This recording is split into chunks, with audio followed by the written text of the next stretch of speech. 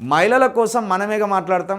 మహిళలకు స్వేచ్ఛ కావాలని మాట్లాడేది మగవాళ్ళే, మహిళలకు చదువు కావాలనేది మగవాళ్ళే, మహిళలకు అన్ని రకాల సౌకర్యాలు కావాలనేది మగవాళ్ళే.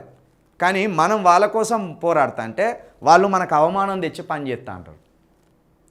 ప్రపంచంలో ఒక స్త్రీకి మగాడు విలువ తెచ్చింది కావచ్చు, కానీ ఒక స్త్రీ ఒక మగాడికి విలువ తెచ్చిన దాఖలాలు ఎక్కలేవు. మీ ప్రపంచ చరిత్రలో చూడరు. రాముడి నుండి మొదలు పెట్టుకుంటే బైబిల్లో ఉన్న ఆదం వరకు కూడా స్త్రీ వల్ల అవమానమే కలిగింది తప్పించి స్త్రీ వల్ల ఎవరికి ఒక్క రూపాయి మందం కూడా కీర్తి పెరగలే. ఒక స్త్రీ వెనక ఒక పురుషుడుండి ఆమెను మహారాణిగా చేస్తాడు, కానీ ఒక స్త్రీ పురుషుడు వెనక ఉండి ఒక్కని కూడా రాజుని చేసిన దాఖలాలు లేవు ప్రపంచ చరిత్రలో.